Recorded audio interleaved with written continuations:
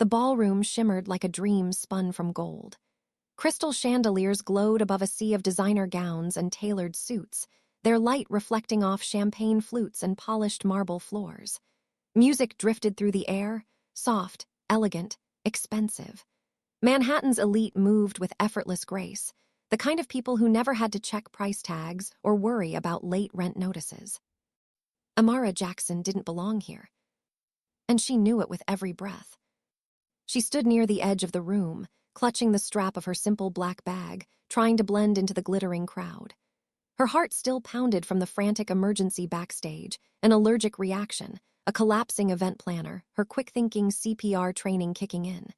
In the chaos, someone from the staff, rattled and grateful, had waved her toward the ballroom without checking credentials. A mistake. An accident. A miracle. She looked down at her thrift store dress, the only fancy thing she owned. Under the ballroom lights, it suddenly felt too tight, too plain, too honest. She smoothed a hand down the fabric, wishing she could shrink into the floor before anyone noticed she didn't belong. But someone already had. Across the room, a pair of piercing blue eyes locked onto her, steady, unblinking, electric. The man they belonged to was impossible to miss. Tall, devastatingly handsome, dressed in a midnight black suit that probably cost more than her monthly salary. His hair fell in deliberate waves, his jaw sharp as a sculpted blade. And the way people subtly angled toward him told her everything. Jace Ryder, the untouchable billionaire. The man whose magazine covers she saw at the grocery store checkout. The man whispered about in hushed tones, too rich, too cold, too powerful. Except he didn't look cold now. He looked captivated. Amara's breath caught when he started moving toward her, slicing through the crowd with a quiet confidence that made her pulse quicken. He didn't look away, not for a second. Her instinct screamed at her to disappear, to hide before he reached her, but her feet seemed rooted to the ground. Before he could reach her, the entire ballroom went dark. A soft gasp rippled through the guests as the chandeliers winked out, plunging the room into velvet darkness. Emergency lights sputtered weakly above doorways. Someone cursed. Someone laughed nervously. Someone whispered, "A blackout." Perfect, Amara thought. The universe was giving her a chance to escape. She slipped through a side door, following the faint green glow of an exit sign until she stumbled onto a terrace overlooking Manhattan. The city lights still glittered below, unaffected by whatever outage had struck the hotel. Cool air wrapped around her as she braced her hands against the stone railing, willing her heart to calm. Running away, a voice murmured behind her. She froze. Jace Ryder stood in the doorway, framed by the emergency glow, looking even more unreal in the dim light. His tie was loosened, his eyes dark with something she didn't dare name. He stepped onto the terrace, closing the distance between them with slow, deliberate steps. I just needed some air," she said, breathless. "So did I," he replied, his voice low and warm. "But I didn't expect to find the most interesting person in the ballroom out here." I'm nobody," she whispered. His gaze softened. "That's the first lie you've told tonight." Then, as if destiny had simply been waiting for its cue, the emergency lights above them flickered, casting them in a soft white halo. Jace's hand lifted as if guided by instinct alone, brushing a stray curl from her cheek. She shouldn't have let him. She knew that. She knew nothing about this man, his life, or his intentions. But the moment his skin touched hers, something inside her shifted. Something dangerous. Something inevitable. The world narrowed. Her breath trembled. Jace leaned in, just enough that she could feel the warmth of him. "Tell me to stop," he whispered. She didn't. Their lips met with a spark so sharp it almost hurt, fast, breath-stealing, soul-deep. His hands framed her face, hers clutched the lapels of his suit. The kiss was unplanned, impulsive, impossible, and somehow more real than anything she'd ever known. When they finally parted, both breathless, he pressed his forehead to hers. "Don't disappear," he murmured into the darkness, raw and unguarded. And then, as if awakened by fate itself. The power flickered back on. The chandeliers roared to life. The terrace brightened. Amara blinked, stunned, the real world crashing back like cold water. Jace Ryder stared at her, chest rising and falling, his expression a collision of shock, desire, and something deeper. Then, in a move that made her knees weaken, he sank down onto one knee, almost as if his body moved before his mind caught up. "Marry me," he said, voice rough, eyes burning into hers. Not a joke. Not a game. Not a dare. A question. A promise. A destiny calling to her. And Amara Jackson, with her pounding heart and trembling breath, could only stare back, caught between the impossible past and an even more impossible future. The world tilted as Amara stared at the billionaire on his knee. The ballroom lights glowed behind him, casting a golden halo over his sharp cheekbones and storm blue eyes. Everything inside her screamed this was impossible. People like Jace Ryder didn't kneel for strangers, and definitely not for waitresses in second-hand dresses. But he stayed there steady, unblinking, as if he had stepped out of a dream with one purpose, only to ask her for forever. Amara's breath caught. She opened her mouth to speak, but nothing came out except a single confused whisper. "Why?" Jace seemed as shocked as she was, but he didn't back down. "Something happened when I kissed you, something I can't explain." His voice was low but firm. "I felt alive for the first time in years, and I don't want to lose that, not even for a second. Marry me, Amara. Give me a chance to know you." Before she could respond, the terrace doors burst open, and a wave of guests spilled outside, buzzing with confusion over the blackout. Cameras flashed. Someone shouted his name. Jace rose, instantly placing himself between her and the growing crowd. The spell broke.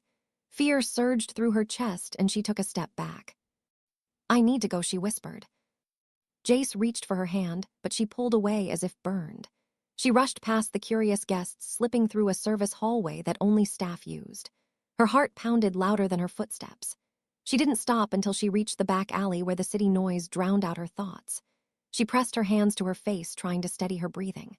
What had she just walked into? Who proposes after one kiss, who risks their reputation for a stranger who looks at a girl like her like she was something rare? But she could still feel the echo of that kiss burning across her lips. By the next morning, the world had changed. She didn't see the tabloids, but everyone else did. Mystery woman captures the heart of New York's coldest billionaire. Sensational stories painted her as an heiress, a model, a foreign princess. Amara Jackson was none of those things. She was a waitress who needed to get to her shift so she could afford textbooks for school. At the diner, whispers followed her every step. Customers stared too long. A few snapped photos pretending not to.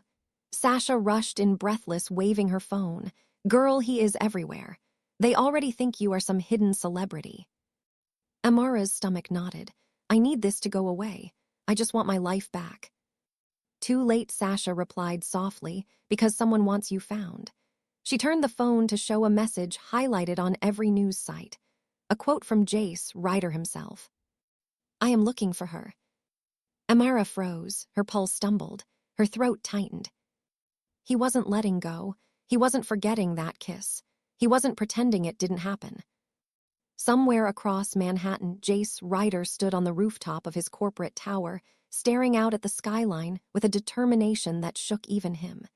He didn't understand why, but he needed to find her. Not for the headlines, not for obsession, but because something inside him whispered that if he let her slip away, he would regret it for the rest of his life. He murmured into the wind, a promise meant for her alone. "I will find you, Amara."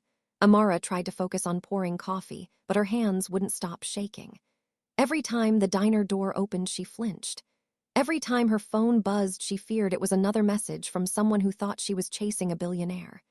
She had spent the entire morning dodging questions, pretending she hadn't seen the headlines, pretending her life hadn't been turned upside down by a kiss she couldn't forget.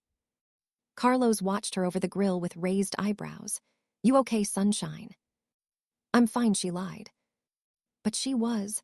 Gossip spread faster than wildfire, and by noon she felt like the whole city was searching for her. She didn't want fame. She didn't want chaos. She didn't want to be a mystery girl in a borrowed dress. She wanted her quiet life back, her textbooks, her shift, her routine, the safety of being invisible. The bell over the diner door chimed, and Amara automatically turned to greet the customer. The words died in her throat. Jace Ryder stood there. Not dressed in his usual billionaire armor, not surrounded by cameras or guards. Today he wore dark jeans and a simple black sweater, and somehow that made him even more dangerous. The room stilled. Forks paused midair. Conversations stopped. Everyone in the diner knew exactly who he was. And he was looking at Amara like she was the only person who mattered. Her heartbeat became a drum in her ears as he walked toward her. Each step deliberate, steady, unshaken by the stares around him. When he reached her counter, he didn't sit. He didn't glance at the menu. He didn't break eye contact. "I found you," he said softly. Amara felt her knees weaken. "You shouldn't be here," she whispered. "You're causing a scene." "Let them stare," he replied. "I didn't come for them." Her breath trembled. He looked so sure, so calm, while she felt like her entire world was collapsing. "You need to leave, Jace. This isn't your world." "Then show me your world," he said. "Let me see where you come from, who you really are. I'm not here for headlines, Amara. I'm here for you." She shook her head, unable to hold his gaze. "You don't know me." "I want to," he said. "Last night wasn't a mistake. That kiss wasn't confusion. And that proposal wasn't drunken impulse. Something happened. You felt it too, I know you did." His voice was gentle but carried a power that slid under her skin. The diner had fallen into a hush. Everyone was watching, waiting. Amara forced herself to speak. "I'm not someone you marry, Jace. I'm not even someone who belongs in your world." "Then teach me a new world," he said. "One that has you in it. Just give me one chance. One date. If you still want me gone after that, I'll walk away." Her chest tightened. She knew she should say no. She knew letting him close was dangerous. But her heart ached with something she could no longer deny. "Just one date," he repeated softly. "Let me prove last night wasn't an accident. Let me prove you're not a mistake in my life. You're the beginning of something." Something inside her cracked. Something she had been trying to hold together since the moment he kissed her. "All right," she whispered. "One date." Jace exhaled as if he had been holding his breath since the terrace. "Good, because I'm not letting you disappear again." The little Italian restaurant in Brooklyn Heights glowed with soft amber lights and the warm smell of fresh basil and baked bread. It was small, quiet, the type of place where no one cared about paparazzi or billionaires or headlines. Amara chose it on purpose. She needed neutral ground, somewhere real. Somewhere she could breathe without worrying about crystal chandeliers or marble floors or cameras hiding behind every pillar. She arrived early, her stomach tight with nerves. She wore a simple navy dress, the same one she used for school presentations, nothing fancy, nothing borrowed. If Jace wanted to see her, he would see the real her, not the illusion from the gala. She was adjusting her necklace when the door opened, and he stepped inside. Jace Ryder was breathtaking even out of his element. He wore a charcoal sweater that hugged his broad shoulders just enough to be distracting, and his hair was slightly tousled like he had been running his hands through it all day. But what stunned her most wasn't his looks. It was the way his face softened when he saw her. A slow spreading warmth, like she was the only thing that made sense in a chaotic world. "You came," he said gently. "You invited me," she replied, trying to keep her voice steady. He gave a small smile, like even her attempt at composure amazed him. He guided her to the table he had reserved in the far corner, half hidden by ivy walls and flickering candles. It felt too intimate, too dangerous, too perfect. A waiter approached, but instead of handing them menus, Jace spoke in fluent Italian, ordering dishes Amara had never heard of. The waiter nodded with familiarity, clearly knowing him. When the waiter walked away, Jace noticed her raised eyebrow. "What?" he asked, smiling. "You speak Italian?" she asked. "My mother was Italian," he said quietly. "It's one of the few things she left me that I wanted to keep." Amara saw something flicker in his eyes, something raw and unguarded. A wound he didn't talk about. For a moment, he wasn't a billionaire or a legend or a man who commanded rooms. He was human, broken in some places, strong in others. Dinner arrived, and conversation flowed easily like two people who should have met years ago. He asked about nursing school, about her dreams, about her grandmother who raised her. Amara found herself laughing more than she had in months. Jace listened with an intensity that made the rest of the world fade. But the deeper they went, the more she felt the weight of her secret pressing on her chest. She had to tell him. She had to say she was not the mysterious woman from the gala that the tabloids imagined. She was a waitress who lived above a laundromat, a woman drowning in student loans, a girl trying to survive. She would have told him. She opened her mouth to confess. But Jace leaned forward, eyes soft and voice low. I need you to know something. Last night when I kissed you, it felt like finding something I didn't know I had been missing. Tonight just confirms it. I don't care where you come from. I want to know who you are, all of you. Her breath hitched. She felt seen, too seen. But before she could speak, the restaurant door swung open, and a familiar voice echoed through the space. Amara, is that you? She turned and froze. Standing in the entrance was one of her regular customers from the diner, still in scrubs from a late shift. The woman's eyes widened. Oh my gosh, it is you. I didn't recognize you without the apron. The kids miss your smiley face pancakes. Jace went still. Amara's heart stopped. Her truth had crashed into the table before she could speak it. And the look on his face said everything. Shock. Confusion. And the first sting of betrayal. The moment the woman walked away, the world around them collapsed into a suffocating silence.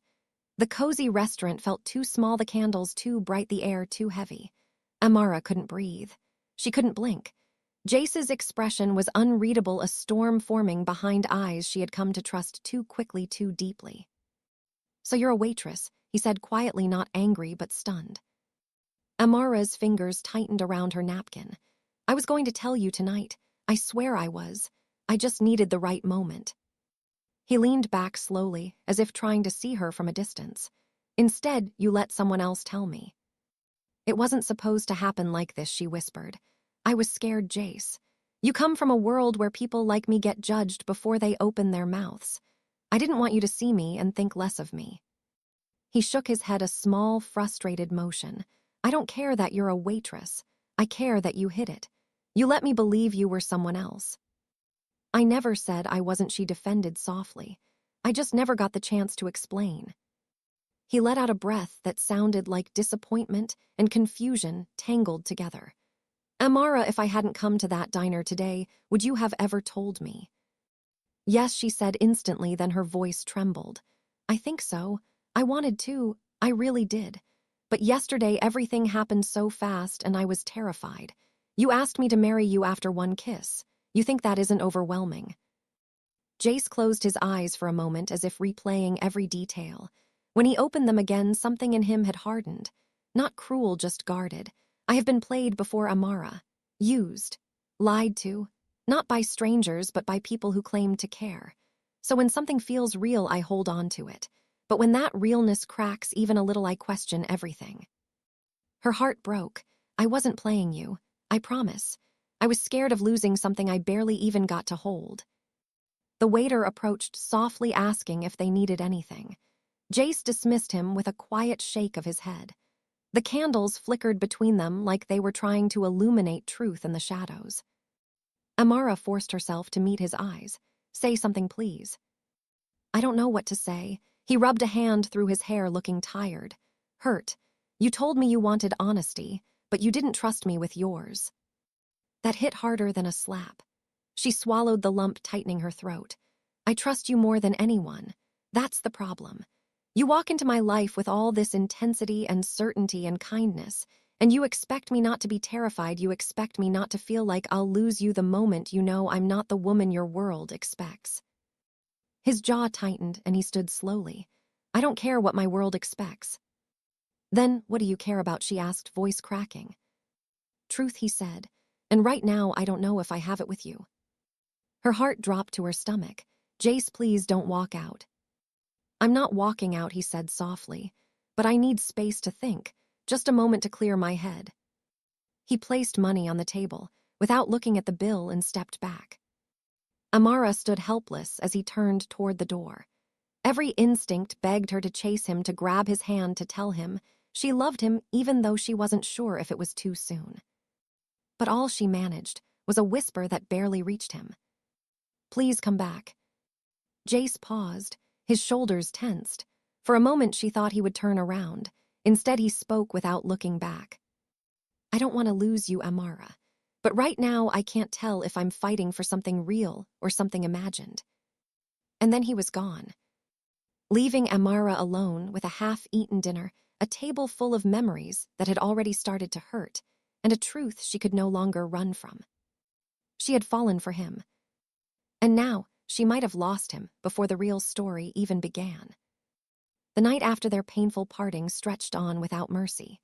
Amara lay awake listening to the muffled sounds of Brooklyn, the distant rumble of trains, the occasional car horn, the hum of life that usually comforted her. But tonight everything felt hollow. Every time she closed her eyes, she saw Jace's expression, the hurt, the confusion, the flicker of betrayal. She replayed every word, every pause, every breath, until she felt bruised from the inside out. Somewhere across the city, in a world built from glass and steel, Jace, Ryder, stood in his penthouse, staring at the skyline like it held answers. He had paced for hours, his mind torn between wanting to run back to her and needing to protect himself. He hated that one revelation could shake him this deeply. He hated that her truth had been unveiled by accident and not by her trust. But most of all, he hated how much he still wanted her despite the uncertainty clawing at him.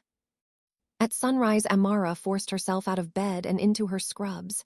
She needed the hospital. She needed work. She needed something that made sense.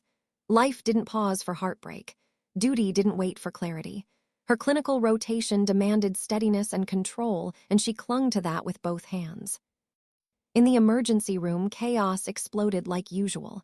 Nurses rushed. Doctors barked orders. The smell of disinfectant and urgency filled the air. Amara focused on her patients because focusing on her pain would break her. During her shift, Dr. Patel pulled her aside.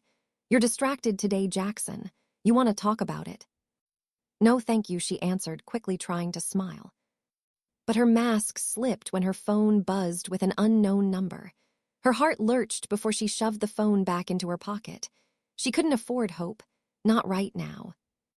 At the same moment in Manhattan, Jace faced a different kind of battlefield. His father, Victor Ryder, stood at the head of a conference table, surrounded by board members and advisors. The firestorm of media coverage from the gala had not died down. Instead, it spread flames, licking dangerously close to the empire Victor had spent decades building. Son Victor began folding his arms. "You have allowed a distraction to jeopardize stability. You cannot afford carelessness. Not now." Jace's jaw tightened. "This is not your business." "Everything is my business," Victor snapped. "The company's reputation is bleeding, and it begins with your impulsive actions. A mysterious woman, a public scene, and rumors of a proposal. The press mocks us. Investors grow uneasy. Either you control the narrative or it will control you." Jace's voice was quiet but firm. "I will not discuss her like she is a problem to be fixed." Victor's lips thinned. "Then let me be clear. Distance yourself. Immediately, publicly, permanently. Your future and your position depend on it." Jace felt his heartbeat tighten like a vice. He saw Amara's face flash before him, her fear, her honesty, her trembling voice, when she said she didn't belong in his world. Suddenly he realized that losing her had already carved a hollow ache in him, deeper than anything his father threatened. "I won't destroy someone who means something to me," he said. Victor leaned forward, eyes sharp. "Means something, or was convenient for a moment." Jace stood abruptly, chair scraping back. "She isn't convenient. She's real, and that scares you." Victor's expression went cold and still. "Then choose Jace. Her or the legacy I built for you." The room fell silent. Meanwhile, at the hospital, Amara stepped outside for a breath of cold air, leaning against the wall as exhaustion weighed on her. She didn't notice the black sedan pulling up until the door opened and a familiar, imposing figure stepped out. Victor Ryder. He walked toward her slowly, his eyes assessing her the way someone evaluates an unfamiliar threat. "Miss Jackson," he said in a level tone, "we need to talk. The future of my son depends on it." Amara's heart stumbled. Whatever peace she had was about to shatter. Again, Victor Ryder's presence felt like a shadow swallowing the daylight around her. Amara straightened instinctively, her pulse quick and uneven. The hospital entrance buzzed with the usual movement of stretchers, nurses, families, and chaos, but somehow the world around them faded, leaving only his cold, assessing stare. Miss Jackson, Victor repeated, his voice calm in the way that made people nervous. I believe you, and I need clarity. My son is jeopardizing everything for you. Amara swallowed hard. I didn't ask him to jeopardize anything. No, he agreed, but he is doing it anyway. And if you care about him at all, you should understand the consequences of that. She stiffened. Consequences. Victor stepped closer, lowering his voice. Jace is standing on the edge of a battle he cannot win. Investors are panicking. The board questions his judgment. And the press does what the press does. But my son believes what he feels for you is worth this storm. I am here to ask if you agree. Her breath caught. It felt like he was peeling away her heartbeat layer by layer, exposing everything she tried to hide even from herself. I never meant to cause trouble. I only wanted a chance to explain. Victor studied her quietly. You remind me of someone, he finally said. Someone I once loved decades ago, before I became the man I am now. That confession stunned her.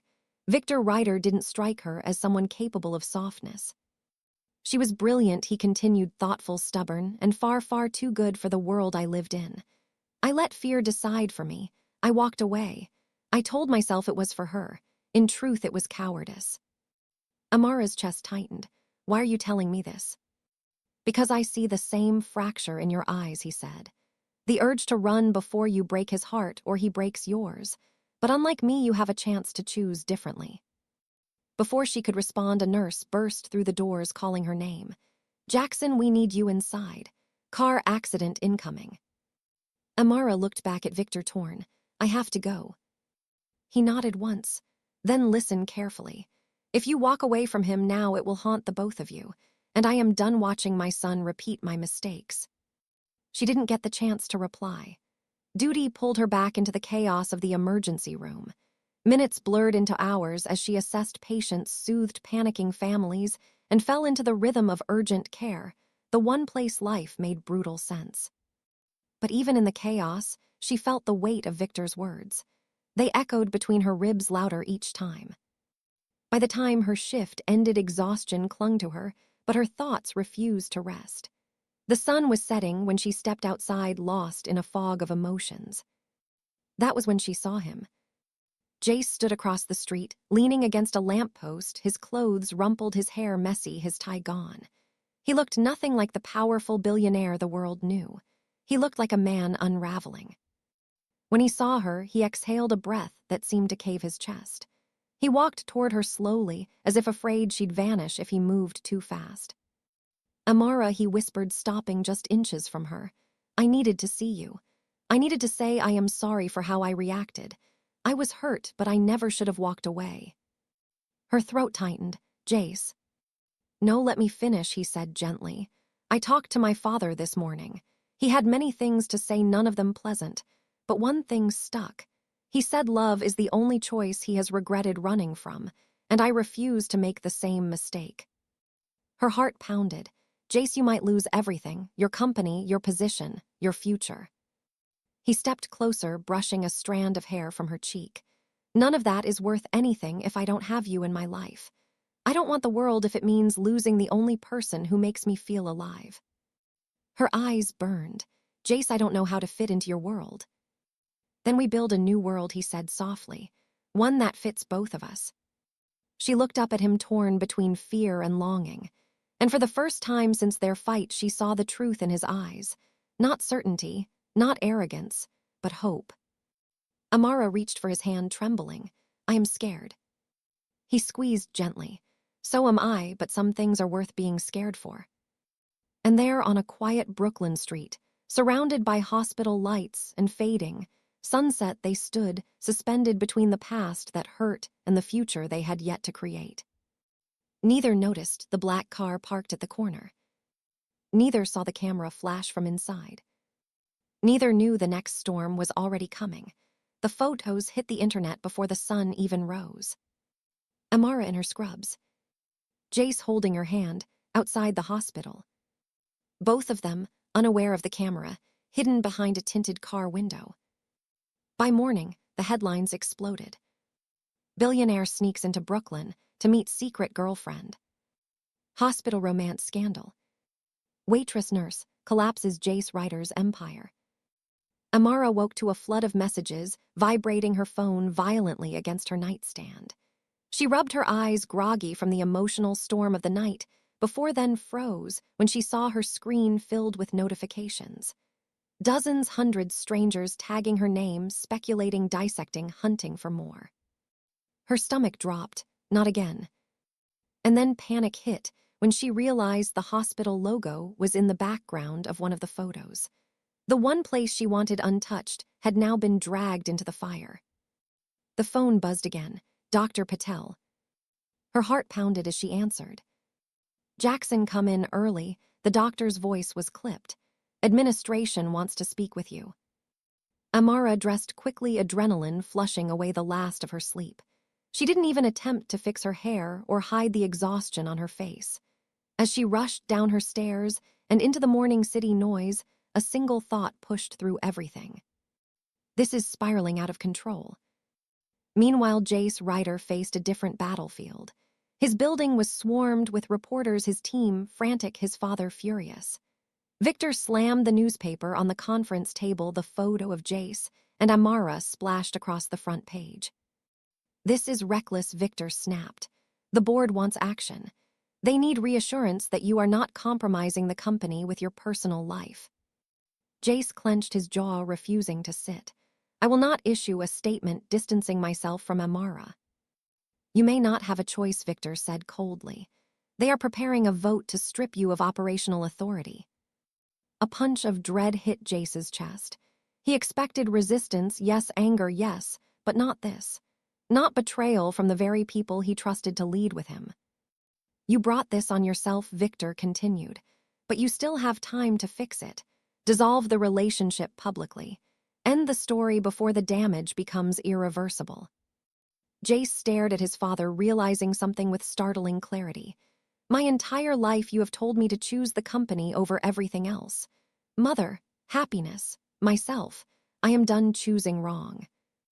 Wrong, Victor echoed, disbelief twisting his features. Yes, said Jace calmly. Wrong. He walked out of the room, ignoring the calls behind him, heading straight for the elevator. His father's voice chased him, but he no longer cared. His future wasn't in that tower. His future was in Brooklyn. Amara arrived at the hospital, anxious, dread tightening her chest. This place was her safe ground, her dream, her future. But now, she walked through the halls, feeling eyes turn toward her, hushed whispers following her like shadows. Dr. Patel met her outside the admin office. Are you all right? No, she replied, but I'm here. The meeting was short and suffocating. Hospital policy. Professional boundaries. Exposure risk. Media storms. They didn't fire her, but they issued a warning. Any further scandal, any more disruption, she could lose her clinical placement. And without that, she couldn't graduate. Amara walked out shaking. Her future was dangling by a thread because of a kiss, because of him, because of a world she never asked to enter. She didn't know which corridor she turned into, or when the tears finally broke free.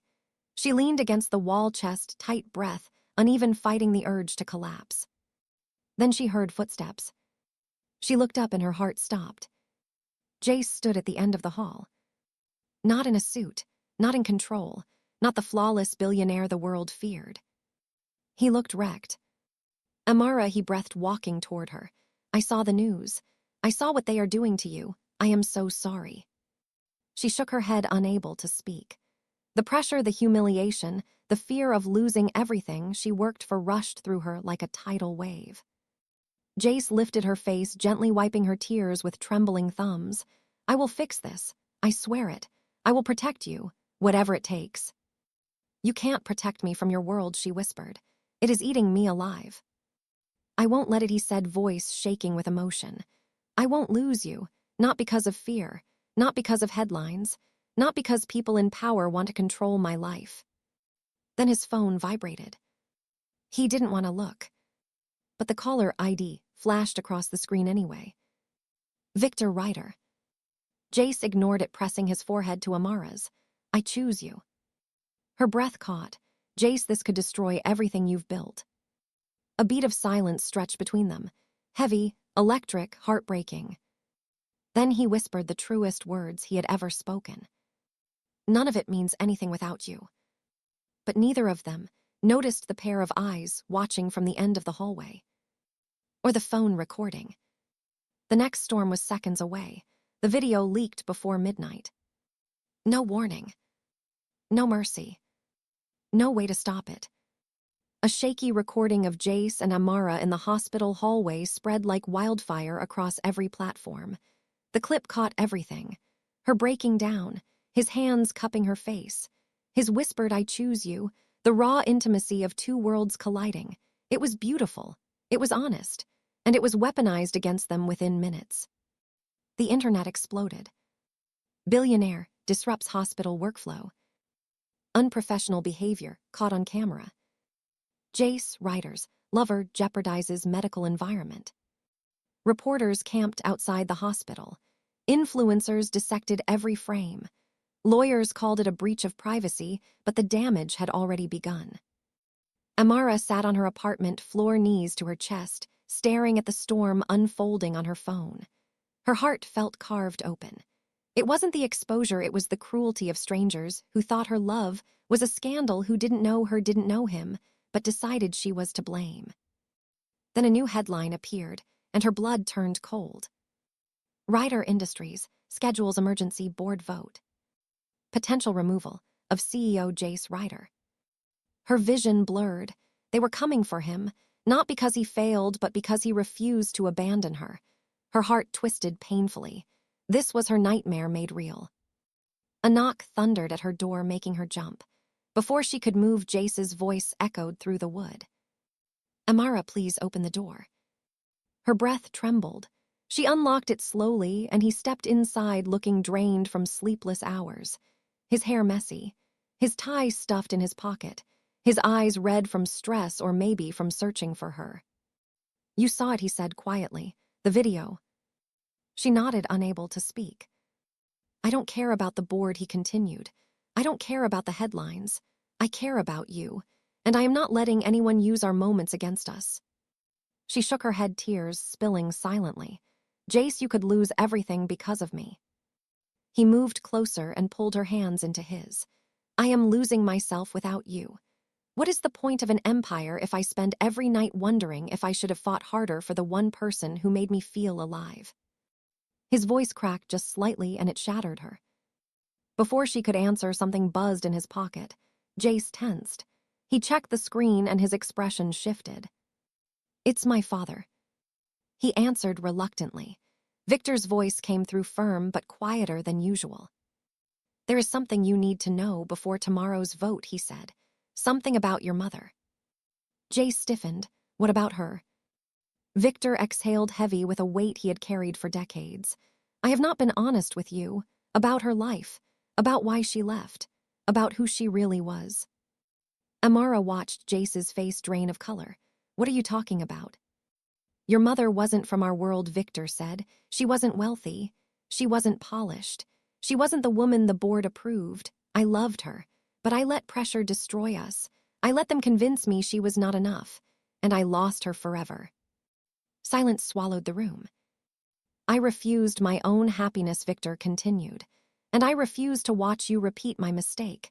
If you love this girl, fight for her. I will face the board with you. Jace whispered something Amara had never heard in his voice before. Father. Victor's voice softened for the first time. Come home, son. Let's fix this together. Jace hung up slowly.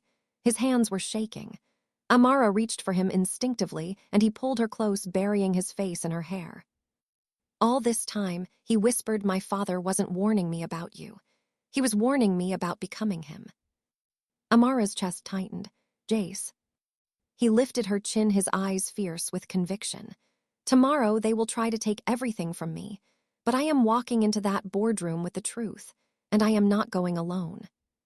Her breath hitched. "What do you mean?" He held her face gently. "I want you beside me." Before she could answer, a sudden crash outside her door made them jump. Someone had slammed into the hallway wall, then footsteps pounded down the stairs. Jace pulled her behind him, instantly alert. Someone had been listening. Someone who didn't want the truth getting out. And tomorrow's battle had just taken a darker turn. Morning arrived with a sharp coldness that felt like a warning. Amara barely slept. Jace didn't either. They sat on her small couch long after the mysterious noise in the hallway faded. Their nerves stretched thin, their thoughts tangled with fear and determination. Neither spoke much, but neither stepped away. When dawn finally pushed through the blinds, Jace straightened his jacket and offered her his hand. "Come with me." Amara hesitated only once before slipping her fingers into his. Whatever waited for them inside that boardroom, they would face it together. The Ryder Industries tower loomed over Manhattan like a blade of glass slicing through the sky. Reporters packed the sidewalks, microphones raised, cameras flashing. Security formed a barrier as Jace escorted Amara through the crowd. Shouts erupted around them. "Is she the reason for the vote? Will you resign? Are you abandoning the company?" Jace didn't answer a single question. He kept Amara close, shielding her from the noise. His silence wasn't weakness. It was warning. Inside, the boardroom tension burned through the air. 12 members sat around the long table, their expressions sharp and cold. Victor stood at the head of the room, shoulders squared, as if preparing for war. Jace walked in with Amara beside him, and every gaze shifted to her with cutting curiosity. One of the directors leaned forward. "Mr. Ryder, this vote is to determine whether you retain operational control. Bringing her here is inappropriate and unprofessional." Jace didn't flinch. "She is here because she is the truth, the one thing none of you bothered to consider." Another director scoffed. "This scandal has cost us millions in market confidence. The company cannot withstand distractions." "Then let me distract you," Jace said, his voice steady. "Because this isn't about scandal. It's about power and fear and the lies that built this room." A ripple of shock moved around the table. Victor lifted his chin, watching his son with unreadable eyes. Jace continued, "My father kept a secret for decades, one that matters today." His voice softened but carried through the room. "My mother was not wealthy. She was not elite. She was not approved by your standards. She was a nurse, just like Amara." Gasps whispered through the board members. Victor closed his eyes, as if reliving an old wound. Jace pressed on. "You all believe a partner with humility and a normal life is a liability. But my mother was the person who taught me compassion, responsibility, and ambition. If she had been allowed to stay in my life instead of being pushed out for status, perhaps this company would be stronger, not weaker." Victor stepped forward, speaking for the first time.